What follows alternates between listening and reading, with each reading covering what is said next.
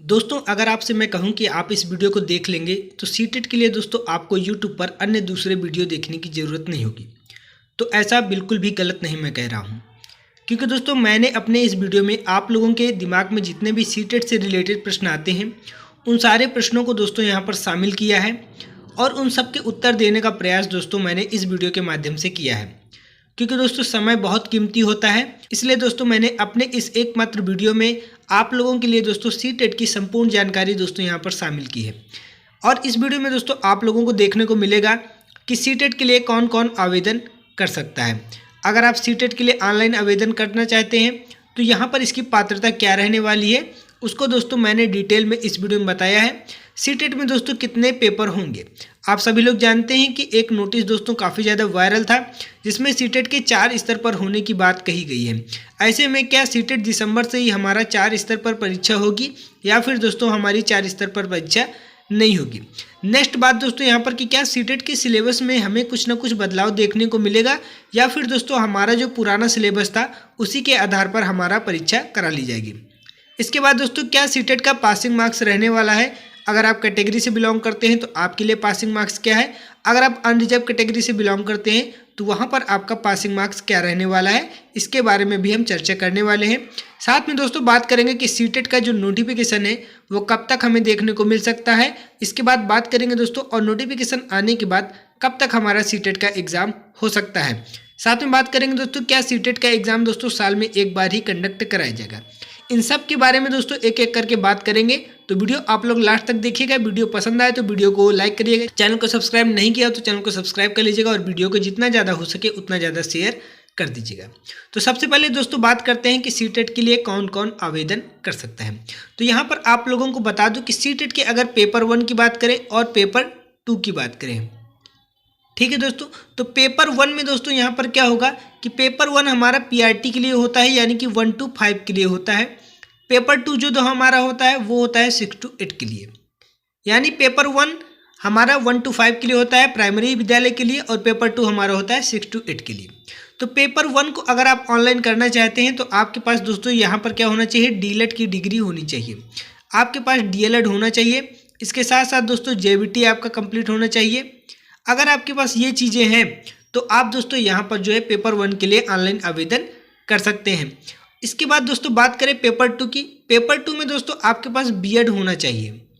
BEd के साथ साथ दोस्तों आप लोग जानते हैं कि ग्रेजुएशन आपका कंप्लीट होना चाहिए।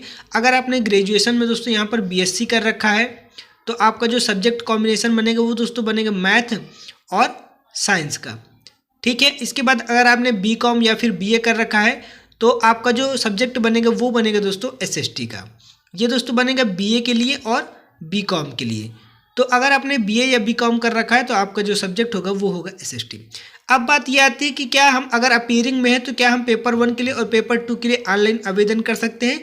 तो जैसे ही दोस्तों आप लोगों ने डीएलएड में या फिर बीएड में एडमिशन ले लिया है और आपका फर्स्ट सेमेस्टर चालू है तो भी आप दोस्तों यहाँ पर क्या हो जाते हैं, एलिजिबल हो जाते हैं। दोस्तों आपने पेपर 1 में ऑनलाइन आवेदन करना चाहते हैं तो अगर आपने डीएलएड में एडमिशन ले लिया है तो आप पेपर 1 के लिए ऑनलाइन आवेदन कर सकते हैं, या फिर आप पेपर 2 के लिए ऑनलाइन आवेदन करना चाहते हैं और आपने बीएड में एडमिशन कर लिया है तो यहाँ पर आप पेपर 2 के लिए ऑनलाइन आवेदन कर सकते हैं। एक और बात जो दोस्तों आपको ध्यान रखनी है, पेपर 2 के लिए दोस्तों यहाँ पर जो कैंडिडेट डीएलएड किए हुए हैं, डीएलएड के साथ साथ दोस्तों यहाँ पर उनका ग्रेजुएशन भी कंप्लीट है तो वो भी दोस्तों यहाँ पर जो है पेपर 2 के लिए ऑनलाइन आवेदन कर सकते हैं। उम्मीद करता हूँ ये सारी चीज़ें आप लोगों को समझ में आ गई होगी। इसके बाद दोस्तों बात करते हैं नेक्स्ट टॉपिक पर, वो है हमारा पेपर कितने स्तर पर होंगे। तो पेपर दोस्तों यहाँ पर 4 स्तरों पर होने की बात कही जा रही है, पेपर 1, पेपर 2, पेपर 3 और दोस्तों यहाँ पर पेपर 4। जो हमारा पेपर 1 होने वाला है दोस्तों वो हमारा होने वाला है प्री प्राइमरी के लिए। जो पेपर 2 होने वाला है वो दोस्तों हमारा होने वाला है प्राइमरी के लिए। जो दोस्तों पेपर 3 है वो हमारा होने वाला है 6 to 8 के लिए। जो हमारा पेपर 4 होने वाला है वो होने वाला है 9 to 12 के लिए। यानी कि अब सीटेट जो है 4 पेपर कराने की तैयारी में है, पेपर 1, पेपर 2, पेपर 3 और पेपर 4। पेपर 1 हमारा बाल वाटिका के अंतर्गत आ जाएगा, जिसमें आप लोग जो है प्राइमरी से नीचे स्तर के स्टूडेंट के लिए अगर आप पढ़ाना चाहते हैं तो वहाँ पर आपको पेपर 1 देना पड़ेगा सीटेट का। अगर आप 1 to 5 के स्टूडेंट को पढ़ाना चाहते हैं तो वहाँ पर आपको जो है पेपर 2 जो है देना पड़ेगा। अगर आप 6 to 8 के स्टूडेंट को पढ़ाना चाहते हैं तो उसके लिए आपको पेपर 3 क्लियर करना पड़ेगा सीटेट वाले। इसके बाद अगर आप 9 to 12 के लिए पढ़ाना चाहते हैं तो यहाँ पर आपको सीटेट का पेपर 4 यहाँ पर जो है कंडक्ट करना पड़ेगा, उसको पास करना पड़ेगा, तभी आप जाकर के पेपर 1, पेपर 2, पेपर 3 और पेपर 4 के हिसाब से कक्षाओं में दोस्तों यहाँ पर आप पढ़ाने के लिए एलिजिबल हो पाएंगे। सीटेट दोस्तों यहाँ पर हमारा जो है वो एक शिक्षक पात्रता परीक्षा है। इसको पास करने के बाद आप जो है अन्य राज्यों में या फिर अपने होम स्टेट में ही दोस्तों यहाँ पर शिक्षक भर्ती परीक्षा में बैठने के लिए दोस्तों योग्य हो जाते हैं। इसके बाद बात करते हैं दोस्तों नेक्स्ट टॉपिक की। इससे पहले नेक्स्ट टॉपिक में स्टार्ट करूं, अगर आप लोगों ने अभी तक वीडियो को लाइक नहीं किया है तो वीडियो को लाइक जरूर कर देंगे। सीटेट के दोस्तों ये 4 पेपर यहाँ पर आपको देखने को मिलेंगे। इसके बाद क्या सिलेबस में बदलाव होगा, तो दोस्तों आप लोग जानते हैं कि पुराना जो हमारा पैटर्न था पेपर 1 और पेपर 2 के लिए, तो अगर दोस्तों हमारा सीटेट का दिसंबर एग्जाम पेपर 1 और पेपर 2 के पैटर्न पर होता है तो यहाँ पर आपको सिलेबस में दोस्तों यहाँ पर कोई भी चेंजेस देखने को नहीं मिलेंगे, क्योंकि आप लोग जानते हैं जो नया नोटिफिकेशन आया है उसके हिसाब से 4 पेपर होने चाहिए। लेकिन अगर 4 पेपर नहीं होते हैं, पेपर 1 और पेपर 2 होता है ओनली, तो हमारा सिलेबस चेंज नहीं होगा। अगर मान लीजिए यहाँ पर पेपर 3 और पेपर 4 को भी सीटेट दिसंबर से ही कराया जाता है तो यहाँ पर आपको पेपर 3 और पेपर 4 में ही चेंजेस आपको देखने को मिलेंगे, लेकिन पेपर 1 और पेपर 2 में चेंजेस देखने को नहीं मिलेंगे। कहने का मतलब है कि 1 to 5 और 6 to 8 में आपको चेंजेस देखने को नहीं मिलेंगे, वही पुराना सिलेबस आपका रहेगा।